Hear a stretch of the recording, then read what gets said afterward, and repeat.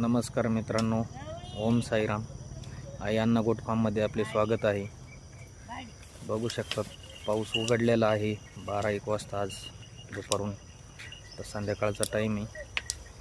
शेळ्या कशा चरतायत. पार त्यांना 1-1:30 वाजला होता सोडण्यासाठी. पूर्णपणे पाऊस उघडल्याशिवाय ही जात चरत नाही. आता बघू शकतात कशी चरायला तुटून पडलेली आहे. खूप छान चरतायत आणि लेट सुटून पण त्या टच झाल्या मित्रांनो. सुटल्या खूप चरायला लागल्या. अजूनच चरतायत. पावसाची गॅरंटी नाही आहे, कधी येऊ शकतो. 2-3 दिवस पाऊस खूप सांगितलेला आहे आणि आमच्याकडे रात्री खूप झाला. खूप म्हणजे पाणीच पाणी, निघायला जागा नाही बाहेर, काय नाही, खूप पाणी. अशा पद्धतीने चरू राहिले मित्रांनो. झाडपाला मस्त खात आहेत आणि खाऊन टच होत आहेत. पावसाचं टेन्शन म्हणजे शेळ्याचं सर्वात मोठं टेन्शन.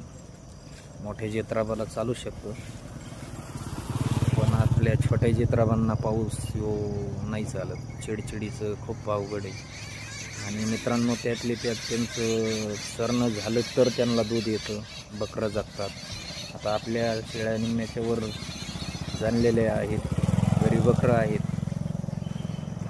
तर ते बकरं चिडचिडीचे काही बकरं दगावत राहतात, त्यांना प्यायला नाही भेटत व्यवस्थित, चिडचिड राहते. तर मित्रांनो आपलं तसं काही नाही. आपलं म्हणजे आई अण्णाचं खूप लक्ष राहतं.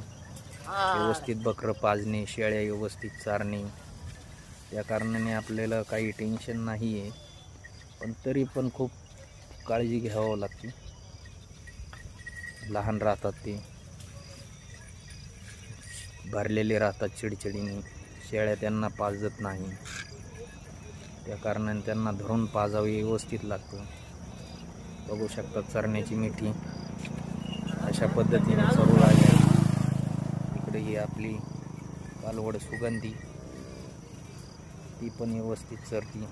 तिला पण लई आज उशीर झाला सोडण्यास. ती पण जाम झाली रात्री पावसात. शेडमध्ये होती पण कोपऱ्याला बांधतात, जागा वल्ली, त्या कारणाने ती पण खूप जाम झाली. बघू शकतात कुत्रं भुकल्याच्या नंतर कशा पळतात शेळ्या, घाबरतात. हे बघा चरताना लगेच बाजूला झाल्या. अशी शेळ्यांची जात राहते मित्रांनो. बघा